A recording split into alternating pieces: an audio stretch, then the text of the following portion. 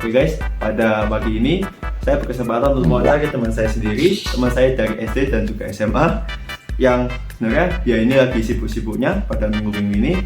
Tapi setelah menemukan jadwal yang cocok, akhirnya saya berhasil mewawancari teman saya pada pagi ini. Sebelum kita memulai wawancara pada pagi ini, kita akan berkenalan dulu. Jadi dengan siapa? Dengan Miftah Al-Asari. Oke, dari universitas mana? Dari Universitas Tidar.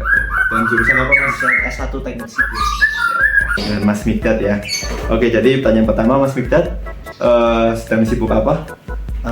Kalau pekan-pekan ini sih lagi sibuk. Saya sedang mengikuti program PPK Ormawa dari pemerintah, sama sedang kerja di CV Geodewa, lagi ngerjain paket pekerjaan sanitasi dan air bersih di bawah Kementerian PUPR. Setahu saya kan ya Mas Mikdad ya, PPK ini kan bisa dibilang kan penggantinya KKN itu ya, betul ya? Ya. Nah, bisa dijelaskan nggak PPK itu seperti apa? Jadi PPK Ormawa itu bentuknya program pengabdian gitu. Jadi dari salah satu mungkin organisasi mahasiswa itu membentuk tim, lalu mereka mengajukan proposal gitu yang isinya kegiatan-kegiatan pengabdian gitu di suatu desa. Nah, untuk nanti proposalnya itu nanti bakal diseleksi di universitas, lalu diseleksi ke nasional, lalu yang lolos dapat pendanaan dan bisa melanjutkan bisa mengimplementasikan kegiatannya tersebut ke desa yang dituju. Berarti pendanaannya tuh berarti nggak bisa ke semua kelompok PPK gitu? Ya, jadi pendanaannya itu yang lolos aja. Dan alhamdulillah dari 600 tim yang lolos nasional, universitas saya itu mendapat jatah 17 tim yang bisa lolos ya. Dan itu termasuk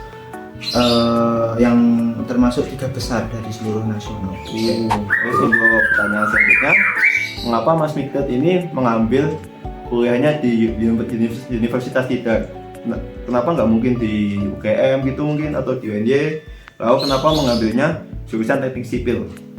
Kalau pilihan univnya sih dulu pernah coba ya di luar Untidar, tapi belum keterima. Terus kemarin mencoba daftar Untidar, akhirnya langsung keterima. Jadi ya kenapa Untidar juga ya karena dekat dengan rumah juga. Di Magelang. Jadi enak buat pulang-balik. Iya sih, berarti nggak usah ngerepot orang tua, nggak usah ngekos gitu misalnya. Kalau jurusannya sih emang dari SMA itu tertarik di dunia konstruksi dan kebetulan emang suka ngitung-ngitung juga. Jadi milihnya teknik sipil, dan juga teknik sipil kan prospek kedepannya itu bagus. Jadi termasuk jurusan favorit juga. Oke. Favorit di ini Universitas Tidar? Iya, di Untidar termasuk favorit, peringkat 1. Oke. Terus untuk pertanyaan selanjutnya, di Untidar ini Mas Mikdad ini ngapain aja mungkin? Selain kuliah bisa ambil organisasi gitu mungkin? Kalau kegiatanku di Untidar itu selain kuliah, aku ikut organisasi itu di Himpunan Mahasiswa Teknik Sipil. Di situ aku menjabat sebagai akademik profesi. 2 periode itu, yang tahun pertama jadi staf, yang tahun kedua jadi kepala divisi akademik profesi. Lalu juga saya sempat menjadi ketua panitia juga di acara nasional teknik sipil. Lalu juga beberapa kali juga pernah ikut lomba. Ya mungkin itu. Lalu untuk pertanyaan selanjutnya, bagaimana sih? Kan tadi kan Mas Mikdad kan udah jelasin ya, kan sibuk banget ya itu ya, udah ikut organisasi ya kan, jadi ketua divisi juga gitu. Ketua divisi nggak sih? Iya. Ketua divisi. Lalu juga kan pernah juga menjadi ketua panitia gitu ya. Nah itu gimana sih cara bagi waktunya antara organisasi dan kuliah gitu, supaya kuliah bisa tetap tertata dengan baik gitu?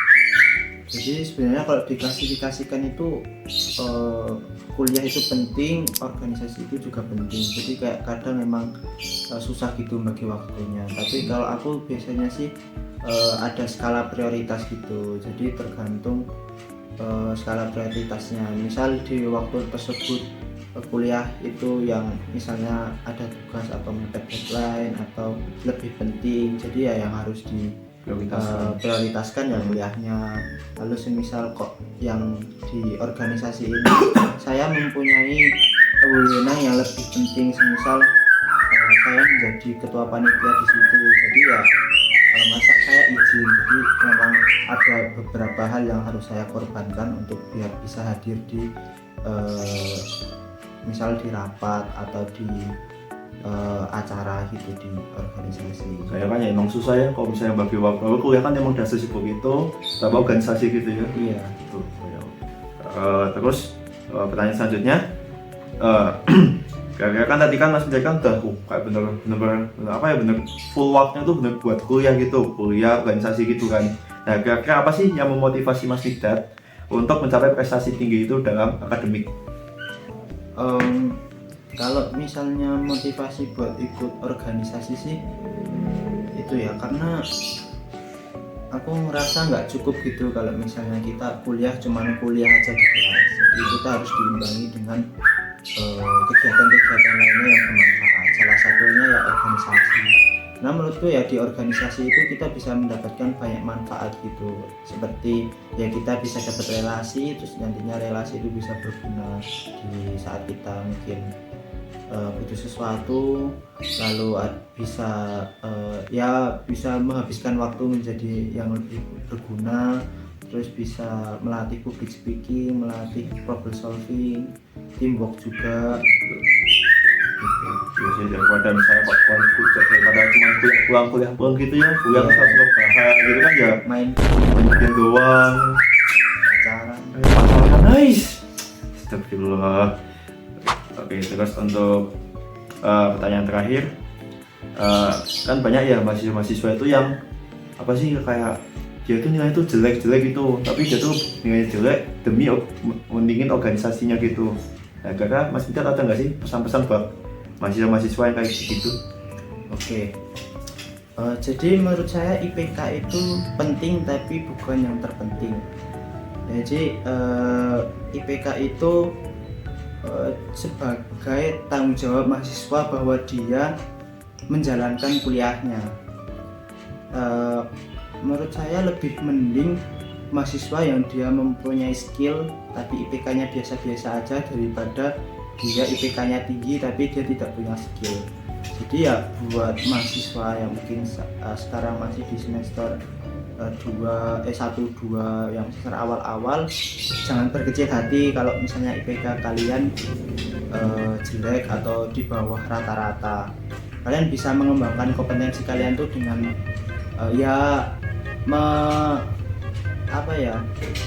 mempelajari, mungkin kalian suka di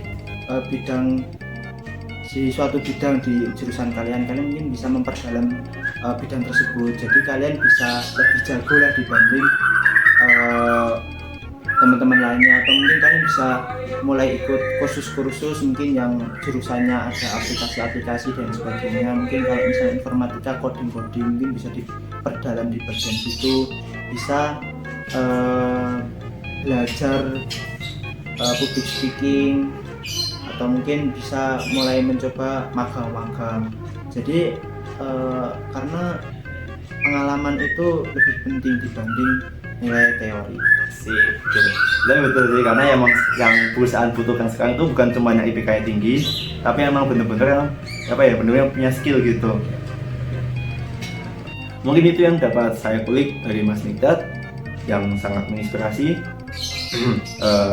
Kurang lebihnya mohon maaf. Assalamualaikum warahmatullahi wabarakatuh. Banget gak sih? Ngomong nih coba ikut.